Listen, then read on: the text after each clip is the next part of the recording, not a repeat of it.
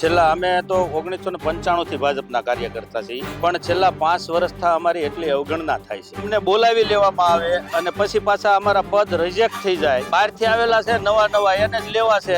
આવે તું ને બધાને પ્રમોટ કરે, હોદ્દા આપે.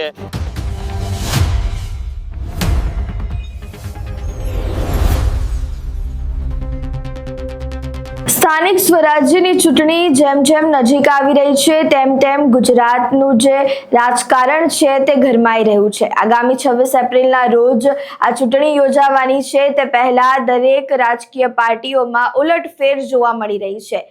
કાર્યકર્તાઓ રાજીનામા આપી રહ્યા છે અથવા તો પક્ષ પલટો કરી રહ્યા છે તેવા દ્રશ્યો અત્યારે સામે આવી રહ્યા છે. તે વચ્ચે હવે અમરેલીમાં જિલ્લા પંચાયત મહિલા સદસ્ય હેમાક્ષીબેન રાણાભાઈ રાદડિયા અને રાણાભાઈ રાદડિયા બંને પતિ પત્નીએ ભાજપથી નારાજગી વ્યક્ત કરીને રાજીનામું આપ્યું છે. તેઓ કહી રહ્યા છે કે ભાજપમાં તેમના સાથે વર્ષોથી અન્યાય થઈ રહ્યો છે. નવા લોકો આવે છે, તેમને ટિકિટ મળે છે, તેમનું સાચવવામાં આવે છે, પરંતુ જૂના જે પહેલેથી ભાજપમાં જોડાયેલા છે તેમના સાથે અન્યાય કરવામાં આવે છે અને તેમને દૂર રાખવામાં આવે છે. વધુમાં રાણાભાઈ રાદડિયા શું કહી રહ્યા છે તે સાંભળો. સાહેબ, અમારી આ છેલ્લા અમે તો 1995 થી ભાજપના કાર્યકર્તા છીએ, પણ છેલ્લા 5 વર્ષથી અમારી એટલી અવગણના થાય છે કે અમે કોઈ સહન કરીએ કે એવી અમારા શક્તિ નથી એમ. એટલે અમે અત્યારે રાજીનામું આપી દીધું છે. કારણ એવું કે ભાઈ, અમારે જ્યારે પદ અમને આપતા હોય અને અમને બોલાવી લેવામાં આવે અને પછી પાછા અમારા પદ રિજેક્ટ થઈ જાય. પણ કારણ કે હવે લોકોને જે બહારથી આવેલા છે નવા એને જ લેવા છે. હવે જૂના કાર્યકર્તાઓને તો બધાને મહેનત કરી અને આ બધા ઓલા વોટ્સઅપમાં નથી આવતું જૂના કાર્યકર્તાઓને ગાભા મારવાના. અમારે ગાભા મારવાનું કામ અમારી પાસે વધ્યું છે. આવે તું ને બધાને પ્રમોટ કરે, હોદ્દા આપે. કેટલા સમયથી ભાજપમાં હતા? 1995 થી ભાજપમાં છીએ ભાઈ. શું હોદ્દા?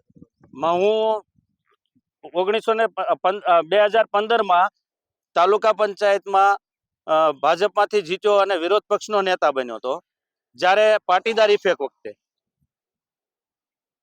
ત્યાર પછી 2020 અમને જિલ્લા પંચાયતની ટિકિટ આપી. અમે જિલ્લા પંચાયત 5 વર્ષ પૂરા કર્યા. અત્યારે હવે અમને એવું લાગે છે કે આ 5 વર્ષમાં અમારી સાથે એટલો બધો અન્યાય થાય છે કે આ 25 વર્ષથી અમારી સાથે નથી થયો એવો. અમે 1995 થી નાણભાઈ સાથે, કાળુભાઈ વિરાણી સાથે, વીવી વઘાસિયા સાથે, બધા સાથે કામ કર્યું, છતાંય અમને એવું કોઈ દિવસ એવું નથી થયું કે ભાઈ અમારી સાથે અન્યાય થયો. પણ આ છેલ્લા 3-4 વર્ષથી અમારે હારે એટલો અન્યાય થાય છે કે હવે અમે અમારી રીતે કામ કરશું અને અમે રાજીનામું એટલા માટે આપી છે કે શાંતિથી અમારે હવે નિરાતે બેહવું છે. સ્થાનિક સ્વરાજ્યની ચૂંટણી આવી છે તો ક્યાંય બીજા પક્ષમાં જવાનો વિચાર? ના, અત્યારે કોઈ આપણે વિચાર કર્યો નથી. કોઈ બીજા પક્ષમાં જવું નથી.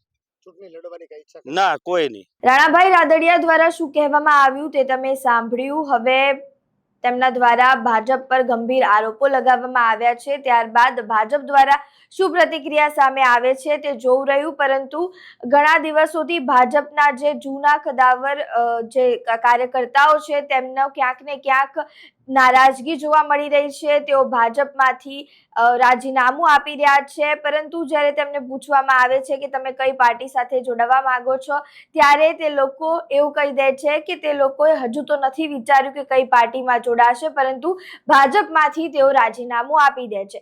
હવે અહીંયા જોવું રહ્યું કે ભાજપ દ્વારા પોતાના કાર્યકર્તાઓને સાચવવા માટે કેવી રણનીતિ પસંદ કરવામાં આવે છે. કારણ કે સ્થાનિક સ્વરાજ્યની ચૂંટણી આવી રહી છે, તે વચ્ચે કાર્યકર્તાઓ અને જે ખાસ કરીને જે જૂના કાર્યકર્તાઓ છે તેમનો આટલી મોટી સંખ્યામાં રાજીનામું પડવું એ સૌથી મોટી વાત ભાજપ માટે કહી શકાય છે. ત્યારે હવે ભાજપ દ્વારા આગળ શું પગલાં લેવામાં આવે છે તે તો જોવું રહ્યું. તમારું આ સમગ્ર મામલે શું માનવું છે? તમારા મંતવ્યો અમને કમેન્ટ બોક્સમાં જરૂરથી જણાવજો. વિડીયો પસંદ આવ્યો હોય તો લાઇક, શેર, કમેન્ટ કરો અને અમારી ચેનલને સબસ્ક્રાઇબ કરવાનું ભૂલતા નહીં. નમસ્કાર.